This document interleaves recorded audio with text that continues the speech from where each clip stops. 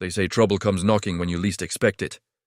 For us, it came pounding on the door in the middle of a quiet Sunday morning. 3 sharp raps.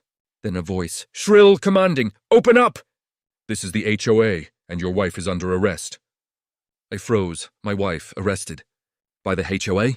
I opened the door and there she stood, Karen, the self-proclaimed queen of the neighborhood. Her arms were crossed, a smug smile plastered on her face, and behind her were 2 men in cheap uniforms, their fake badges glinting under the morning sun. Karen tilted her chin. Your wife broke the rules.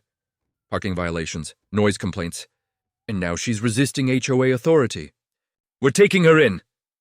Inside, my wife stepped forward, calm but fiery. Is that so? She asked. Her voice carried the kind of steel that made grown men hesitate. Karen smirked. Yes, that's so. Either come quietly, or things will get ugly. But what Karen didn't know was that the woman she was threatening wasn't just another homeowner. She was the sheriff. My wife's hand brushed back her jacket, revealing the badge clipped to her belt.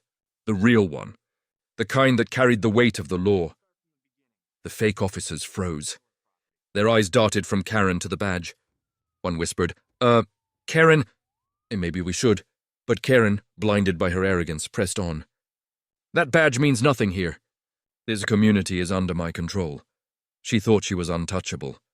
She thought she could bend the law to her will. But she was about to learn that when arrogance collides with authority, only one side walks away standing. Karen jabbed her finger at my wife. You're finished here. I'll have you dragged out if I have to. And that's when my wife stepped closer, her voice low, steady, dangerous. Karen, do you have any idea who you're talking to?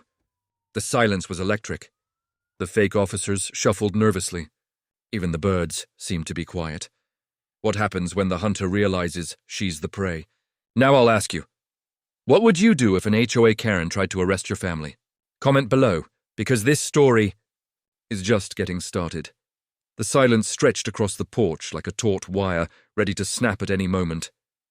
Karen's smirk flickered, her bravado wobbling as my wife's badge caught the sunlight. The fake officers shifted, suddenly unsure if they were standing on solid ground or sinking sand. My wife didn't raise her voice. She didn't have to. Authority wasn't in the volume. It was in the steel behind every word. Karen, she said evenly, you've got 30 seconds to explain why you're impersonating law enforcement on my property. Karen let out a laugh that sounded more like a bark. Impersonating? And don't twist this. I'm enforcing community bylaws. These men are my enforcers. And you... She jabbed her finger toward my wife again. You've disrespected the HOA for the last time. The tension on that porch could have cut glass. Karen's shrill voice still rang in my ears. You've disrespected the HOA for the last time. The 2 so-called officers standing behind her weren't convincing anyone anymore. Their uniforms looked stiff, brand new, like costumes ordered online. Their plastic badges caught the porch light, but they didn't shine the way real ones did. My wife noticed it instantly, because she'd worn the real thing for years. Pretending to be powerful is one thing. Standing face to face with it is another. She tilted her head slightly, studying them like a hunter sizing up prey. You're not law enforcement, she said quietly. You're frauds. The taller of the 2 swallowed hard, his Adam's apple bobbing like he wanted to disappear. The shorter one puffed up his chest, muttering. The standoff cracked open all at once. The fake officers shuffled back, their fake badges glinting uselessly under the porch light. Karen's voice rose higher, shriller, desperate. Don't just stand there. Arrest her! She's breaking the rules of this community. But no one moved. My wife stepped forward, the porch creaking under her weight, authority radiating from her like heat. Karen, this is your last warning. You've crossed into criminal territory, impersonation, harassment, trespassing. And do you really want to add resisting arrest to that list? Karen froze. For the first time, doubt flickered across her face. Her empire of fear had always worked before. Neighbors folded, homeowners signed, threats went unanswered. But now she was cornered. Bullies are loud until someone louder steps into the room. Then their silence tells the truth. The taller fake officer finally cracked. He pulled off his badge and tossed it to the ground. I'm out. This is crazy. She said it was just about scaring some people. He backed away, hands raised. Karen whipped around, eyes blazing. Coward! Don't you dare walk away from me! But the shorter one didn't move. He stood stiff, trembling, his bravado crumbling as my wife's hand hovered near her real badge, and the sidearm on her hip. And then sirens. The real ones. Their distant wail cut through the night, growing louder, closer, undeniable. Karen's eyes widened, her face draining of color. She spun back toward my wife. You called them? My wife didn't answer. She didn't need to. The sound of real law enforcement rushing in spoke louder than words ever could.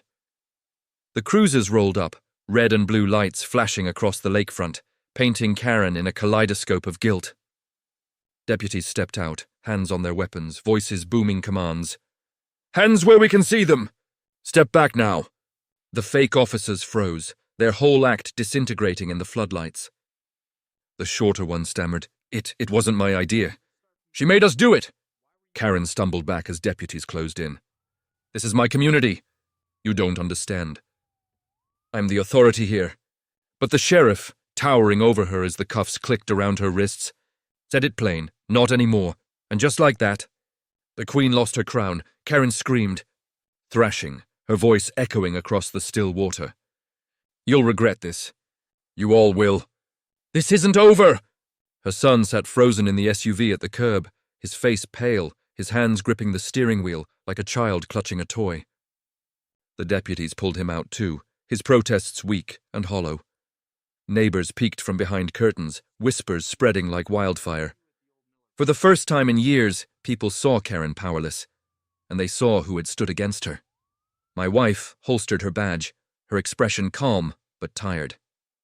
She glanced at me, and for a moment, the weight of everything lifted. Justice had finally walked through our front door. But sometimes, even when the villain falls, their shadow lingers, because as Karen was pushed into the back of the cruiser, her eyes locked on mine. No apology. No surrender. Only venom, and in that glare I saw the truth. This battle was won. But the war was far from over. The flashing lights of the cruisers finally vanished down the road, leaving the night eerily still. The lake reflected the moon again, calm and unbroken, as if the chaos had only been a bad dream. But the trampled grass, the broken gate, and the echo of Karen's shrill warnings proved otherwise. When tyrants fall, the silence they leave behind is never ordinary. It's the sound of a neighborhood learning to breathe again. I turned to my wife. She didn't smile. She didn't need to. Her presence alone, steady and unshaken, was proof enough that justice still stood tall here. She looked at me and said quietly, It's over, but I knew better. It wasn't over, it was contained. Neighbors began to creep out from their houses, some with hesitant steps, others with tearful relief. One older man, trembling, called out, We thought she was untouchable. Watching her hauled away, it felt like the whole HOA just cracked in half. A younger woman added, She ruined families. She fined us for breathing too loudly. Tonight, you reminded us she wasn't above the law. My wife listened, nodded, and simply said, The law belongs to everyone. Not to bullies, not to Karens, and certainly not to fake cops. Sometimes the strongest victories don't come from winning a fight. They come from showing others they don't have to be afraid anymore. Word of Karen's arrest spread quickly. Within days, her empire of fear unraveled. The HOA board distanced itself, scrambling to save its own reputation. The fake officers cut deals, confessing how they'd been paid to play along. And her son, he disappeared from the lake, his entitled arrogance swallowed by shame. But Karen herself? Her name filled the headlines. Fraud, harassment, conspiracy, impersonation of law enforcement. Each charge was another nail in the coffin of her reign. Her mugshot went viral in town, and for once, her smirk was gone. Standing by the lake, I let the cool wind wash over me. For the first time in months, the water shimmered without the weight of her shadow. My wife stood beside me, not just as my partner, but as the protector she'd always been. I thought about the lesson buried in all this madness. Power built on fear is fragile. Power built on truth is unbreakable. So here's the moral. When you're facing intimidation, don't bow. When liars dress themselves as authority, remember, real authority carries justice, not arrogance. Stand firm, stand tall, because bullies only win when we stay silent. Now I'll turn to you. What would you do if an HOA Karen tried to arrest your own family? Would you fight back? Or let them take control? Share your thoughts in the comments. I read every single one.